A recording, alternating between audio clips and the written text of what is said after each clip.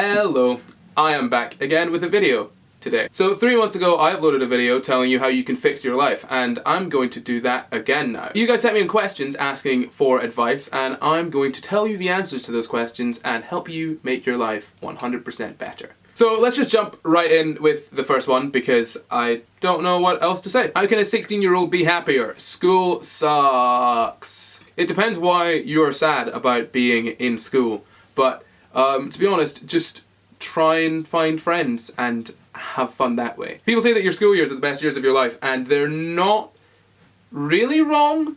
I mean, they are sometimes, but you don't have any real responsibilities other than studying, so you can actually have a lot more fun than you can later in life. That sounds really depressing. Uni in Scotland or uni out of Scotland? I chose to go to uni outside of Scotland, which is a bit of a difficult one because it's free in Scotland, but it's not elsewhere.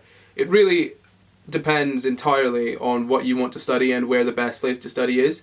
I don't think you should really take the finances in terms of school fees into account when studying in Scotland or elsewhere in the UK, just because it's actually quite easy to get that funded anyway. I mean, you'll have to pay back the student loans obviously, but it's essentially just a tax. A university tax for having studied at university. If your best uni is in Scotland, then absolutely stay at home. I mean, it's 100% better. It's so much easier to live there.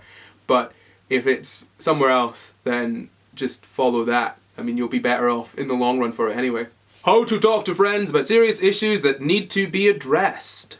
I think that the easiest way to do this is just to be upfront about it. If there's an issue that you're having with your friends, just talk to them. They're your friends, so there shouldn't really be a huge issue of you guys falling out just for saying something that's true or something that's bothering you. And if you do stop talking because of it, then it's probably for the best anyway. If you can't do it in person, maybe send a text or write down the things you want to say.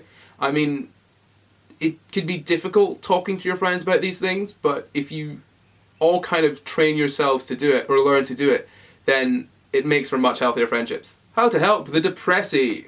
I'm still working on that one. Everyone says the same thing in that you need to have a good support system, and obviously that is a good idea. If you're not feeling too good, it helps to have other people around that can sort you out. I'm going to say two things that are kind of contradictory. You've got to cut yourself a little bit of slack sometimes because it is hard. You are living with an illness and you won't be able to be 100% all the time. But on the other hand, you need to make sure that you don't become the kind of person that just does that with everything. You need to challenge yourself and force yourself to make the little steps. If you slip up every now and then, you can let it slide.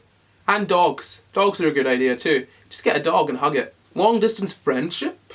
Yes. Most of my friendships at one point in my life were long distance friendships, and the only real downside is that you can't hang out and do stuff together. But if you end up moving to where they are or they move towards you, then it's just the same as being friends with someone that has lived next to you that entire time. How can you explain to a friend that after being around people, you need a little me time? Just say that. All you need to do is say, hey, I've been around a lot of people recently and I'm kind of tired. I need some time to myself. And that should be fine. What do I do if I think I could be being catfished? What I've done when my friends have been catfished is I've just reverse Google image searched. Honestly, most of the people that are catfishing aren't actually going through that many precautions. They don't expect people will really search them. Slyly ask questions and, I don't know, use Snapchat to like see if they're an actual person. That being said, don't meet up with random strangers from the internet. Don't do that. It's dangerous, probably. I mean, if you're going to meet someone from online, do it in a public space and let friends know where you're going, let your parents know where you're going. Just don't be an idiot. How do I deal with bullying? I don't really know a good answer to this one. It's a big one. If you're being bullied, then the best thing to do is to tell someone. I know that in school they're like, tell an adult, and to be honest, that's probably the best thing to do. Sometimes it doesn't work, but if you haven't tried it, that's something you need to do straight away. Other than that, if you don't give a response, then they get bored and move on. It's kind of difficult to do, but you find that if you can shut that reaction off, they lose interest pretty quickly and you can get on with your life. I guess don't take it personally as well. You being bullied doesn't reflect anything on you as a person. If anything, it only tells you about what that person is. They're clearly someone that needs to hurt other people to feel good about themselves. which is kind of sad actually. How do I pick a consistent style when I don't have enough money to commit? Charity shops are absolutely your friend. Either that or Depop and just shopping on sales. Really though, if you can go to charity shops, I absolutely would, because you're helping charities, you're not contributing to fast fashion, and you can get some really, really good clothes for really low prices. How do I deal with gay people rejecting me because I'm bi? It's not about you, it's about them being kind of shitty people. I wouldn't let it get to you too much, and just move on and find people that aren't as closed-minded. How acceptable are odd socks? Odd socks are perfectly acceptable. I went through a time in my life where I specifically wore odd socks, but they matched in some way in my head. I'd wear 2 sets of socks with different fish on them, or something. Right now, I'm not actually wearing any socks, so take it with a grain of salt. I'm the only girl in my scout group, and they're all mean because I'm a girl. Here's what you do. This is an action plan. You need to be the best. Just beat them at absolutely everything, and it'll drive them nuts. And wow. I need sleep. Me too. I want to come out as bi, but my parents think I'm too young to know what my sexuality is unless it's het. They're wrong, for one thing. If it's safe for you to come out, then do it if it's something that's important to you. Ultimately, you're not too young to know, and it might change, and it could be a phase, but it might not be. And honestly, it doesn't really matter at all. How can I be cool or interesting? I am neither of those things, so I would have absolutely no idea. This is super cliche, but just be yourself, because the people that find you cool and interesting when you're not trying to be cool and interesting are the people that you want to be around. If you're trying too hard, then it just becomes a performance and you gotta keep that up. How do I look less gross? I don't know. Maybe take a shower. Or something. That was really mean. If there's something you don't like about yourself and you can't change it, then the only option you've got is to come to terms with it. And if that's something to do with like your face or your body, then I don't know, stand in front of a mirror and just look at it until you don't hate it anymore. You're going to be in your body your whole life, and if you spend that time hating yourself, then you're not going to have as much of a good time. I can't really give you any quick fix to liking yourself. It's a slow process of just hating yourself a little less every day. How to stop getting angry in discussions. Now, I have this issue where I don't necessarily get that angry during like debates or arguments, but I sound like I'm angry. Like, I don't mean to, I come off as being really angry, and I'm actually just enjoying myself and getting like passionate about it. Ultimately, any debate or argument that you have with someone shouldn't be about, I want you to believe what I'm saying. It should be about, I want to understand what you're saying. So if you're in an argument with someone and your only goal is to make them agree with you, then you're doing it wrong. You should be looking to understand them to see if you're actually wrong. And if you never go into any situation with at least the slightest thought, or holding the possibility in your head that you could actually be making a mistake, then you're absolutely making a mistake, and you will be wrong at some point. You need to remember that in most of these kind of discussions, people don't disagree with you just because they're out to get you. It's because they've got different information from you. What your goal should be isn't to get angry that someone could possibly think something else. It should be, here's the information that I have, make your own opinion on that. Just like you've done yourself. Take a breath, or take a break if you're ever getting annoyed, and come back to it when you've calmed down. Then you'll probably do a lot better. What camera and gear do you use? And do you have any tips? I know in the long run gear doesn't matter, but I'm interested.